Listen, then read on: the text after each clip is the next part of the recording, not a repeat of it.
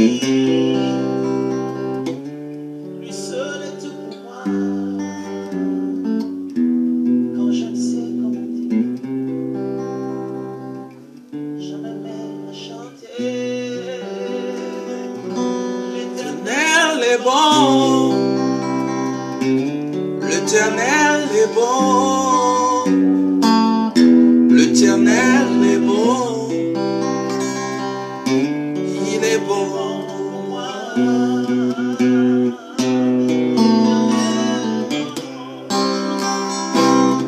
L'Éternel est bon.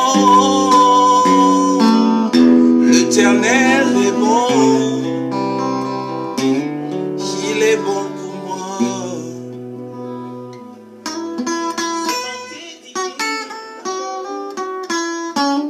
Son amour, ses empreintes d'amour font ma différence. Je ne suis qu'un fils, mais lui est mon papa. Regarde bien, je les traits du roi. Lui seul me suffit. Lui seul est tout pour moi. Quand je ne sais comment dire, je me mets à chanter. L'Éternel est bon. L'Éternel est bon. L'Éternel est bon. Il est bon pour moi. L'Éternel est bon. L'Éternel est bon. L'Éternel est bon.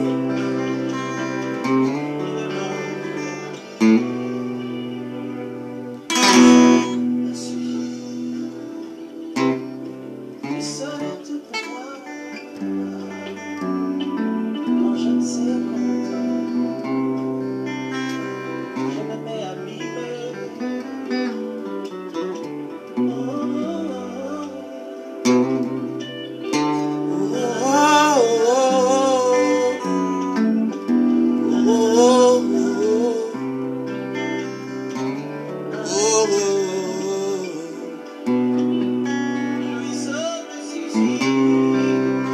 Bonsoir les amis, nous sommes en direct ce soir, ça fait longtemps.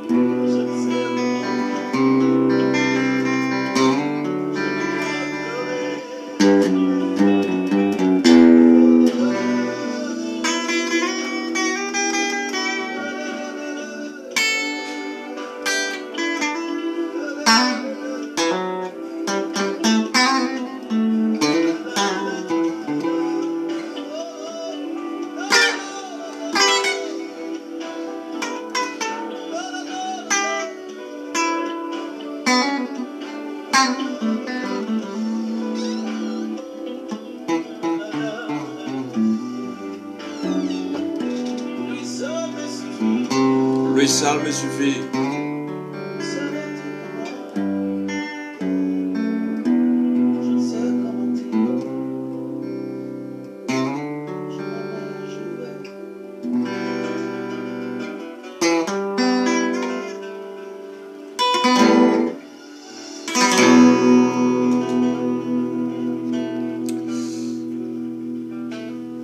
Merci les amis, que le Seigneur bénisse. Bonsoir à tout le monde. Nous avons dit que nous allons faire un live ce soir. Notre live consiste sur le sujet de la conversion d'un sataniste en Afrique du Sud, ici là où nous sommes. C'est un événement qui a bougé beaucoup de choses et nous voulons en parler. Et nous avons donné comme thème Jésus-Christ. C'est Jésus-Christ qui contrôle le monde invisible. Alors nous allons prier, nous allons commencer notre session de ce soir. Seigneur, nous voulons te dire merci. Nous bénissons tous ceux qui nous suivent en direct et ceux qui nous suivent en différé. Seigneur, bénis tout le monde partout où ils se trouvent. Seigneur, nous prions pour le salut et la conversion des âmes. Merci parce que tu as secoué le monde des ténèbres pour ta gloire et ta gloire seule, au nom de Jésus-Christ. Amen. Alors, le sujet est tellement important, c'est une bonne nouvelle.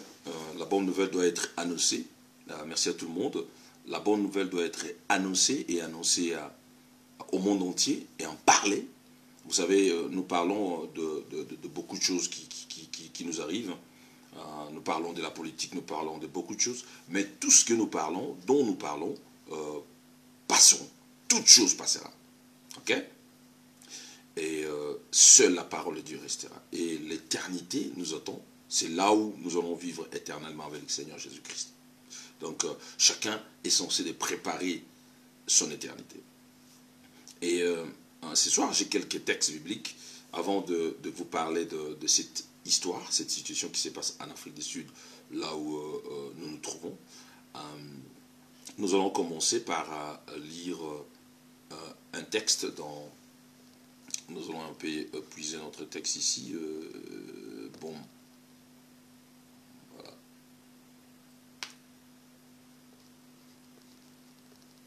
Nous allons ouvrir nos Bibles. Nous allons lire dans 2 Rois 5, verset 15. Nous avons quelques textes que nous allons lire ce soir. Nous commençons par 2 Rois 5, verset 15. Nous lisons. La Bible dit ceci. Et il retourna vers l'homme de Dieu, lui et tout son camp. Et il vint et s'étend devant lui et dit, voici, je sais qu'il n'y a point de Dieu en toute la terre, sinon en Israël. Et maintenant, je t'ai pris, prends un présent de ton serviteur. Ce texte parle d'un général. Ce texte parle d'un général syrien qui s'est nommé Naaman. Il était un général de l'armée syrienne. La Syrie, c'est une nation qui est voisine à Israël. Et à tout moment, ils étaient en combat. Ils combattaient, il y avait toujours des guerres entre les deux pays. Et dans cette circonstance, il y a eu une situation où le général syrien était malade. Il avait la lèpre. Et à cause de cette lèpre, personne ne pouvait le guérir en Syrie. Personne ne pouvait le guérir en Syrie. Et il avait pris une petite fille pour venir servir dans sa famille, dans sa maison. Cette petite fille, ils ont pris cette petite fille en Israël. Cette petite fille était israélite. Et la petite fille parle à Naaman les Syriens en disant, écoute, il dit à sa femme, maman, tu sais quoi, si papa va en Israël rencontrer un prophète que nous avons en Israël, il va le guérir. Et Naaman s'organise, va vers son roi, parce qu'il dominait Israël à cette époque-là. Et la lettre a été rédigée, et Naaman a pris la lettre, il s'est en allé pour aller voir le prophète Élisée, pour prier pour lui, pour qu'il guérisse. Arrivé là-bas, le prophète Élisée ne voulait même pas le recevoir. On a envoyé les messages que Naaman le Syrien, le général de l'armée de Syrie, qui domine Israël, est ici, il veut te voir. Il dit, dites-lui, il est venu pour la guérison, dites-lui d'aller se plonger dans la rivière du Jourdain, dans le fleuve Jourdain, 7 fois. Et Naaman a refusé, il a dit, moi je suis un général, il devait venir me voir parce que je suis un commandant en chef. Il devait venir me voir et me parler, me voir face à face. Élisée a dit, dites-lui d'aller. Et après insistance, il ne voulait même pas aller se laver dans le Jourdain. Après insistance de tout son camp, de ses subalternes, ils ont dit, mais chef, qu'est-ce qui est de difficile qu'on t'a demandé? Jette-toi, plonge-toi 7 fois, tu seras purifié, tu seras guéri. Et il a obtempéré enfin, il s'est lancé, et cette fois, la 7e fois quand il est sorti, sa peau est devenue comme la peau d'un bébé. Il était purifié de la lèpre et guéri totalement. Et en Syrie, personne ne pouvait les guérir. Et ce miracle l'a tellement dépassé, il est allé maintenant voir le prophète. Et le prophète l'a accepté, il est venu, il a vu le prophète. Il a fait cette déclaration que nous venons de lire. Il a dit, il est venu avec tout son camp, toute personne qui était venue avec lui en Israël pour l'accompagner pour cette périple, sont allés voir le prophète. Et il a fait cette déclaration, devant le prophète, devant tout le monde. Voici, je sais qu'il n'y a point de Dieu sur toute la terre. Dans ce monde, il n'y a point de Dieu, les dieux n'existent pas. Seul le Dieu qui existe, le vrai Dieu, c'est le Dieu d'Israël, qui est Yahweh évidemment. C'est lui qui a créé les cieux et la terre. Ok les amis? Alors, qui est la Syrie? Ou c'est quoi la Syrie? La Syrie est un pays idolâtre où il y avait des idoles, des faux dieux. C'est-à-dire, on prenait, chacun voulait faire un dieu, ils avaient un dieu Imon, où le roi allait s'agenouiller devant ces dieux-là, qui ne parlaient même pas. Ces dieux-là ne parlaient pas, ces dieux-là ne se manifestaient pas. Et les gens ont fait ce genre de dieux et allaient s'agenouiller devant ces dieux-là. Vous avez en Égypte des dieux soleil, vous avez partout dans toutes ces contrées-là, il y avait des dieux, les gens priaient ces dieux-là. Et aujourd'hui, nous avons la même chose. Nous allons en venir, ça c'est juste le commencement de notre entretien de ce soir, par rapport à la conversion de ces satanistes ici en Afrique du Sud. Alors il n'y avait pas de dieux en Syrie. La Syrie est comparable aujourd'hui au monde dans lequel nous vivons, où il n'y a pas de dieux. Les gens pensent qu'ils ont des dieux. Parce que l'argent est un dieu quelque part. Ces dieux dont nous parlons ici, ce sont des petits dieux, c'est-à-dire avec des minuscules, qui n'ont aucun pouvoir, qui n'ont aucune puissance. Alors, aucune puissance de sauver. Ces dieux-là que nous, les gens prient Bouddha. Quand vous allez en Chine, vous allez voir, les gens prient Bouddha. Au Japon, en Asie, en Inde. L'Inde a, je crois, plus de 1000 dieux. Les Indiens ont plus de 1000 dieux qu'ils adorent. Ils ont fait des statues, ils adorent, exactement comme ça se passait au temps d'Israël de la Bible. Et la Syrie faisait la même chose. Mais ces dieux-là ne pouvaient pas guérir Naaman de sa lèpre. La lèpre, c'est une maladie qui était inguérissable en fait. Il n'y avait pas de médicaments, il n'y avait rien. Mais quand il est venu en Israël, le Dieu Tout-Puissant l'a guéri.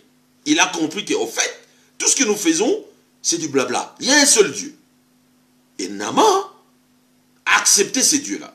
Comment il a accepté ces dieux? Par le miracle et par sa déclaration devant le prophète Élisée. Quand il a dit au prophète Élisée, quand je vais rentrer, voici ce qui se passe avec mon roi. Permets-moi, je comprends, je saisis que Dieu est le seul Dieu que nous devons adorer. Il n'y a plus d'autres dieux, il n'y a pas d'autres dieux. Donc permets-moi, quand je rentre chez moi, quand notre roi va faire ses gris, machin et tout, moi aussi je dois être là, je suis obligé de le faire, ainsi de suite. Il n'y a pas de problème. Au moment où tu as compris, et va, en fait, va dans ta nation. Il est parti. Donc ça c'est Naaman, le Syrien, qui nous démontre qu'il n'y a qu'un seul Dieu. Dieu s'est manifesté par la guérison. Dieu s'est révélé par la guérison physique. Ok? Formidable. Allons dans le deuxième verset, dans le deuxième texte. Notre deuxième texte, les amis, c'est Acte 9, verset 3 à 6. Alors, avant de passer à Acte 9, verset 3 à 6, nous pouvons comprendre que dans cette contrée-là d'Israël d'antan, l'idolâtrie qui s'est passée, c'était au fait le satanisme. Okay? C'était le satanisme. Les gens sacrifiaient leurs enfants, les gens tuaient des gens pour adorer ces idoles-là, c'est-à-dire Satan. Satan s'est caché derrière ces idoles-là. Satan les manipulait. La Bible nous dit, le diable se déguise en ange de lumière, se transforme en ange de lumière. Le diable, Satan, il peut se déguiser, prendre une forme. Vous pensez que non, c'est la gloire, mais c'est Satan. Donc, le diable utilisait ces moyens-là pour recevoir l'adoration. C'était du satanisme. Quand vous allez au fond, vous allez voir comment ces pratiques se faisaient. C'était horrible, les amis, horrible, horrible. Alors, Dieu a choisi une nation. En fait, Dieu a commencé une nation, par Abraham, jusque toute une nation a commencé, pour faire voir à tout le monde qu'il y a un seul Dieu. Vous devez abandonner tout ce que vous êtes en train de faire. Même en Égypte, c'était la même chose. Dieu a démontré sa puissance pour faire voir aux Égyptiens que vos dieux sont des faux dieux. Ils ne peuvent rien. Ils n'ont aucun pouvoir, ils n'ont aucune puissance. Ok? Alors, lisons Actes des Apôtres. Nous lisons dans Acte 9, chapitre 3, verset 3 à 6, chapitre 9, verset 3 à 6. Là, nous allons voir ceci. C'est une histoire connue de beaucoup de gens. Et comme il était en chemin, il arriva qu'il approcha de Damas. Et tout à coup, une lumière brilla du ciel comme un éclair autour de lui. Ok? Et le verset qui s'ensuit, le verset 4, nous dit ceci. Et étant tombé par terre, il a entendu une voix qui lui disait, Saul, Saul, pourquoi me persécutes-tu? Ok? Et le verset suivant nous dit ceci.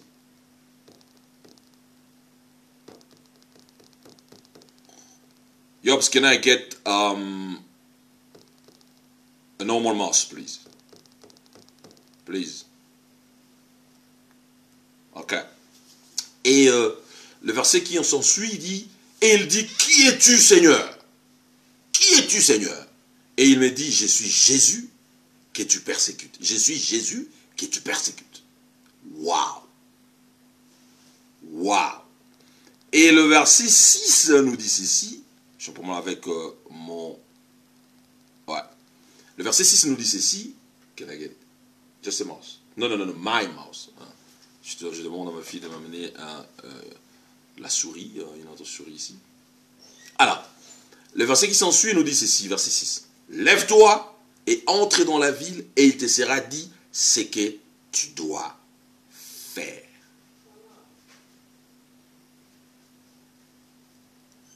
Ok. Ça, c'est Actes des Apôtres. Il y a quelqu'un qui a fait une expérience ici dans les Actes, merci, dans les Actes des Apôtres. C'est Saul qui est devenu Paul, l'apôtre Paul qui a écrit plusieurs épîtres. Ces messieurs persécutent l'Église. Ces messieurs se disaient, c'est Jésus qui vient de paraître, il est un charlatan, il n'est pas ce que les gens disent qu'il est. Alors il a eu la permission dans les temples, chez le chef qui dirigeait les temples, le Sanhédrin, pour aller persécuter les chrétiens qui croyaient à Jésus. Pour eux, les Sanhédrins, ils disaient, on l'a tué, c'est terminé, il est parti, il fut un charlatan. Mais Paul ne savait pas, Paul ne savait pas que Jésus-Christ est ressuscité, il est le véritable Dieu, il est Dieu. Alors, il allait où? En Syrie, à Damas. La capitale de la Syrie, c'est Damas. Il allait en Syrie, à Damas, poursuivre les chrétiens, parce que les chrétiens se sont répandus partout, c'était au 1er siècle. Et ils allaient prêcher l'évangile, partout ils parlaient du salut, du pardon, du péché, du salut à Jésus-Christ. Et il a pris quelques chrétiens, il a déjà tué, il a tué même Étienne, il a fait des choses horribles. Et sur son chemin vers la Syrie, parce que je vous ai dit c'est un pays voisin à Israël, il y a quelque chose qui lui arrive. Il y a une lumière, paf, qui le frappe et il tombe par terre. Et il entend quelqu'un l'appeler, Saul, Saul, pourquoi me persécutes-tu? Il sursaute, il dit, qui es-tu?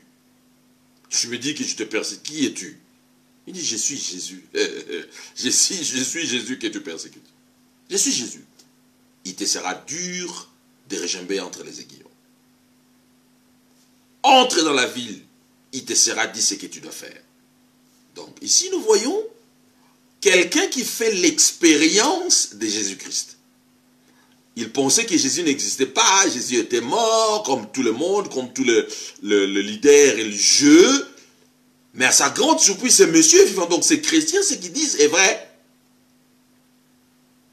Paul rencontre Jésus et il est dit, plus tard dans ses épîtres, quand il défendait sa foi devant les Sanhédrins, devant les pharisiens, devant tous les juifs qui ne croyaient pas à Jésus, dit, moi, je l'ai rencontré.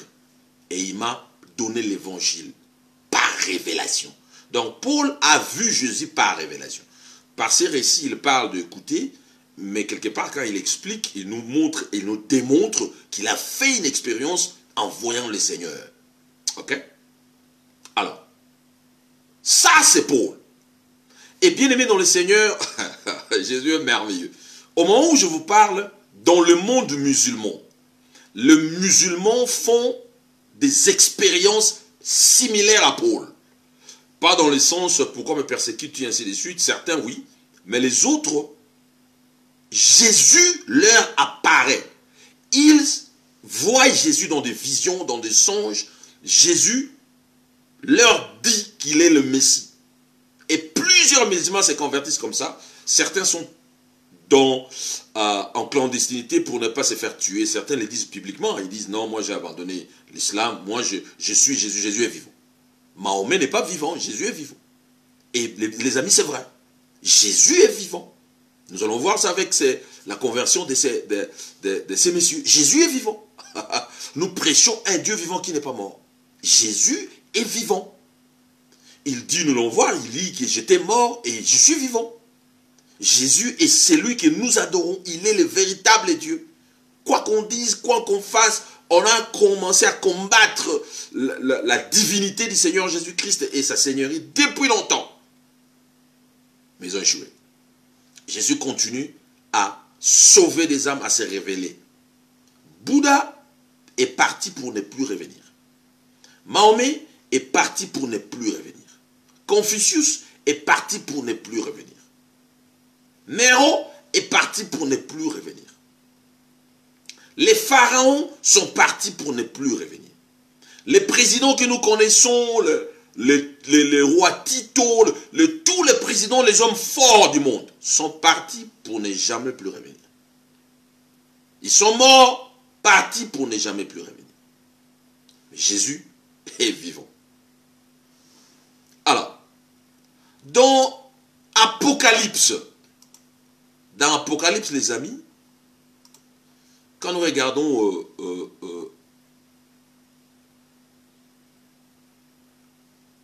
Apocalypse 1, 17, 19, nous voyons clairement que Jésus apparaît à une autre personne qui s'appelle Jean. Il lui dit, voici j'étais mort, mais je suis vivant. Et je tiens les clés de la mort et du séjour des morts. J'ai les clés, ou la clé de la mort et du séjour. Et là où les morts habitent, j'ai la clé avec moi. Donc Jésus-Christ a enfermé Mahomet, Bouddha, Confucius et tous les dieux que vous connaissez.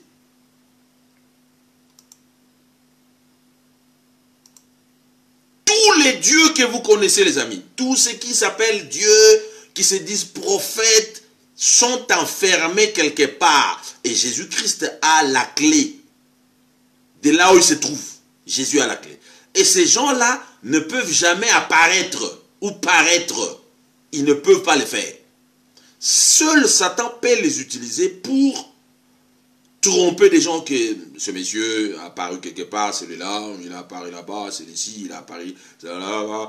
Seul Satan peut le tromper. Je vous ai dit, il est écrit que Satan lui-même se transforme en ange de lumière. Il se déguise en ange de lumière. Il peut prendre une forme et une autre pour tromper les gens. Alors, pourquoi nous disons que c'est Jésus-Christ qui contrôle le monde invisible? C'est quoi le monde invisible? On n'a pas encore touché à notre témoignage. C'est quoi le monde invisible? Le monde invisible, c'est clair. C'est le rideau qui nous sépare à l'autre monde. Il y a un rideau devant nous que nous ne voyons pas, qui est invisible en fait. Et quand ce rideau se déchire, nous mourrons, nous traversons là-bas.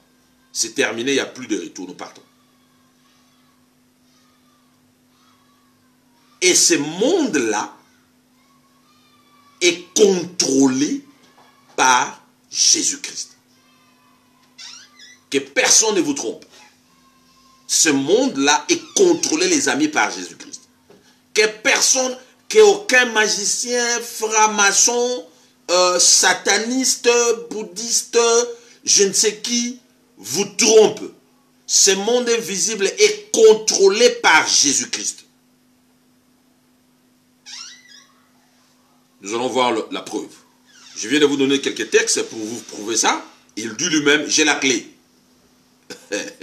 Jésus lui-même a la clé.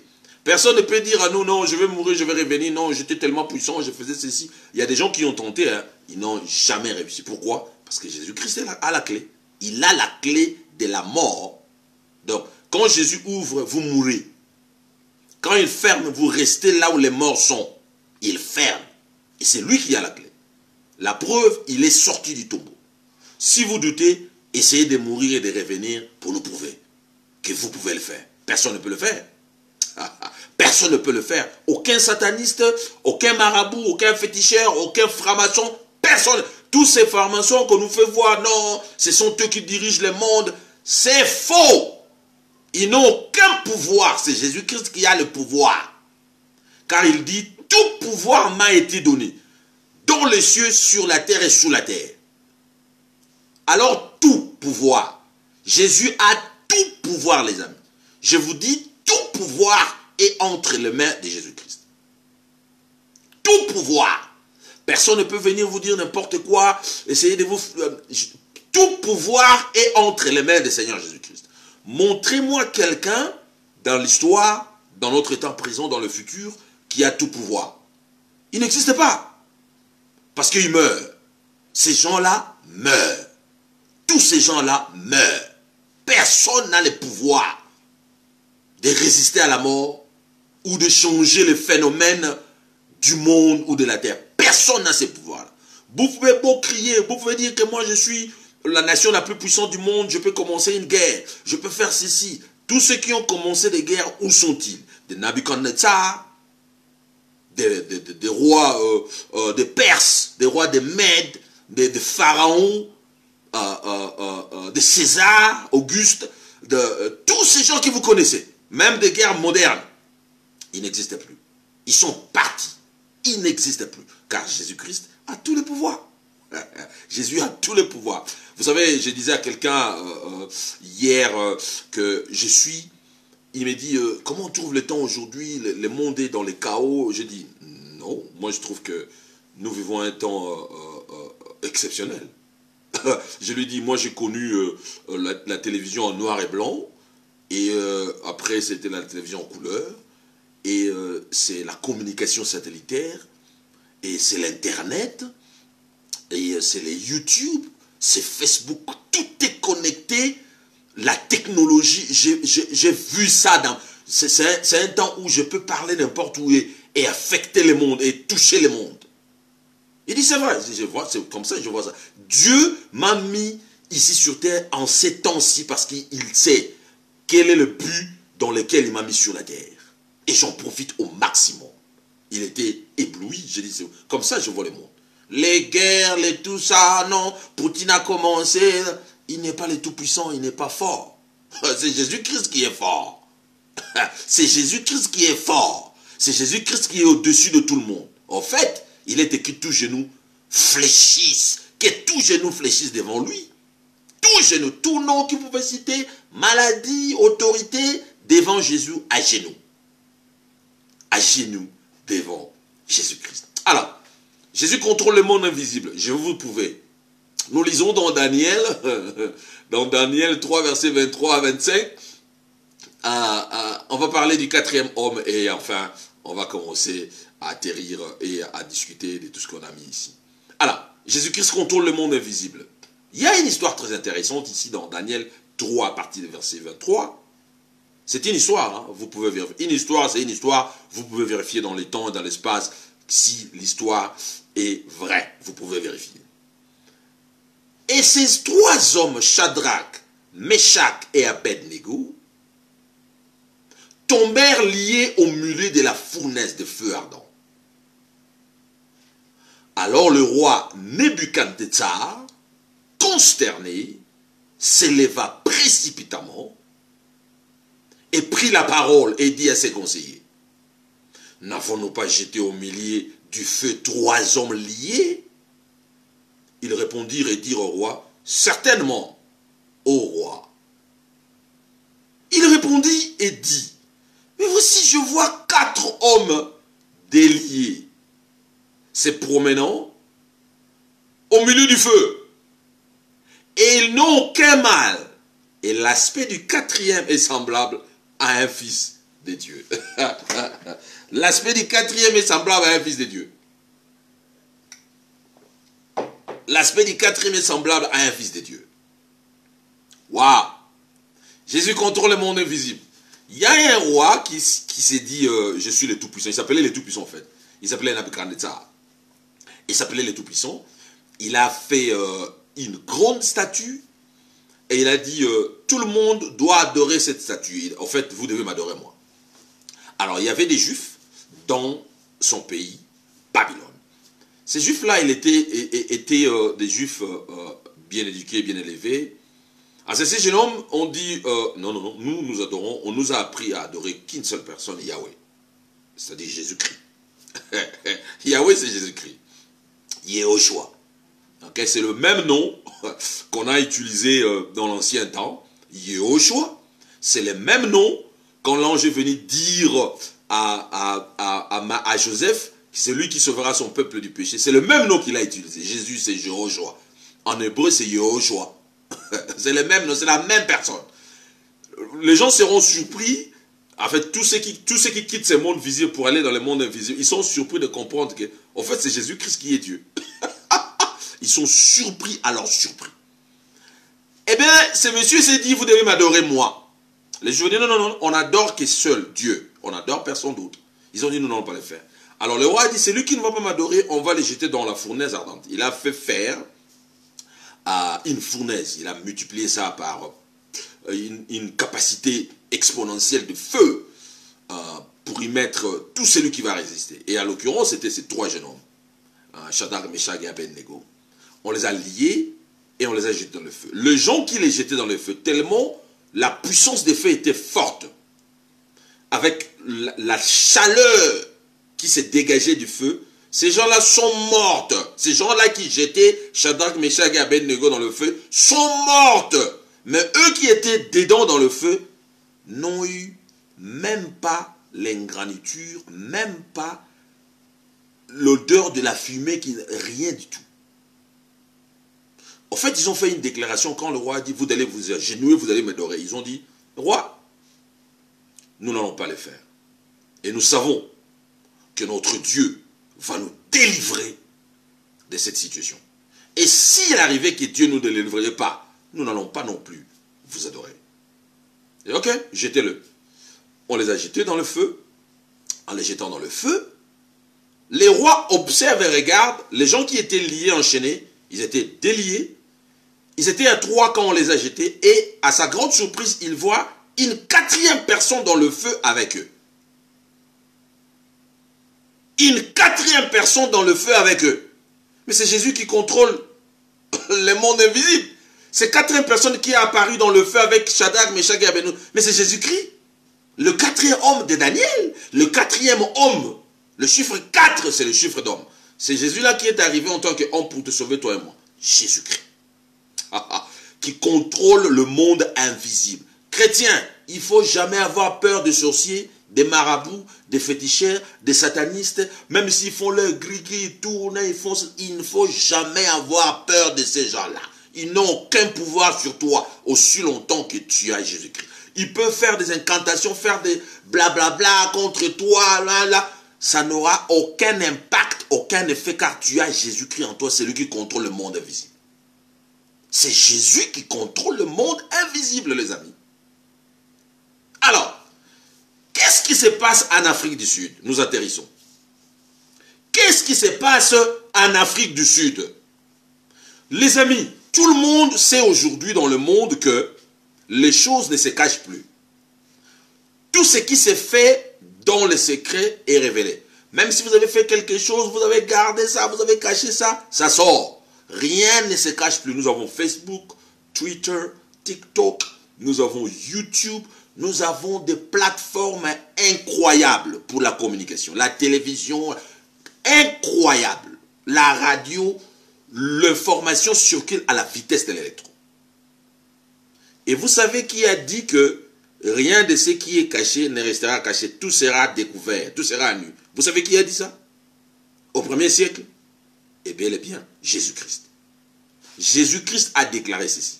Il a dit, je vous le dis, tout ce qui s'est fait dans les ténèbres, dans les secrets, sera vu publiquement.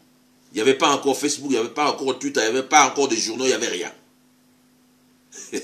Et aujourd'hui, nous connaissons même les histoires qui se sont passées il y a longtemps. Il y a des histoires qui se sont passées il y a longtemps, aujourd'hui. Oh! Donc c'était comme ça, nous on ne savait pas. Avant même notre naissance. Nous connaissons cela par la masse média, par l'information. Tout est révélé, tout est à nu, rien ne se cache. Voilà pourquoi, même ceux qui pratiquaient le satanisme des cultes aux dieux, ce n'est plus caché. Maintenant, c'est ouvert. Quand je suis arrivé en Afrique du Sud, j'ai le bien-aimé ancien Fred Chikwa qui nous suit ici. Je le cite à cause de cette situation. Nous prions dans la même église. J'allais dans la même église. Et pendant ces temps-là, il y avait dans les quartiers là où j'habitais une église satanique. On avait peint un serpent, un long serpent. Et tout le monde évitait de passer par là. Il y avait des accidents. À ces coins-là, il y avait des accidents. Et les gens disaient, il y a une église satanique là-bas. En fait, les choses se faisaient en cachette. Mais les gens le savaient par curiosité, ainsi de suite. Même le féticheur, le nganga, les gens faisaient des choses en cachette. Pour trouver un nganga, on va vous guider. Ainsi. Mais aujourd'hui, ce n'est plus le cas. Quand vous cliquez votre souris, vous cliquez à l'internet, vous voulez avoir un devin, c'est automatique. Il y a même les gens qui vous contactent. Je vais vous faire ceci, je vais vous prédire l'avenir. C'est automatique, ça ne se cache plus. Et Jésus l'a dit. Hein. Ça ne se cache plus. Hein. Ça ne se cache plus. Et l'église sataniste, c'est une église en fait. Les satanistes ont émergé en devenant officiels. Donc le satanisme est devenu officiel dans le monde entier. Comme nos églises et tout, avec des documents et tout. C'est récemment en Afrique du Sud ici, ils ont reçu des documents. L'église sataniste de l'Afrique du Sud ont reçu des documents. Ils sont basés à Cape Town. Ils ont reçu des documents. Ils opèrent clair au su et au vu de tout le monde. Ils organisent des mariages, ils ont des prêtres, ils ont tout. Ils font des cérémonies, ils passent à la radio, ce n'est plus quelque chose de caché. Aux États-Unis, la même chose. Partout dans le monde, il y a des églises de Satan partout dans le monde. Et en Afrique du Sud aussi, c'est le cas. Et l'un des fondateurs, des gens qui ont commencé cette église sataniste ici, c'est ce monsieur Ryan. Il est l'un de ses fondateurs, c'est-à-dire le leader ici en Afrique du Sud, qui représente Satan et qui adore Satan. C'est un peu comme Naaman les Syriens le faisaient au temps d'Israël. Je vous ai donné les textes. En Syrie, ils adoraient Satan sans le savoir. Ils se cachaient derrière ces idoles-là. C'était un dieu immonde, quelque chose comme ça. Ils allaient à chaque fois se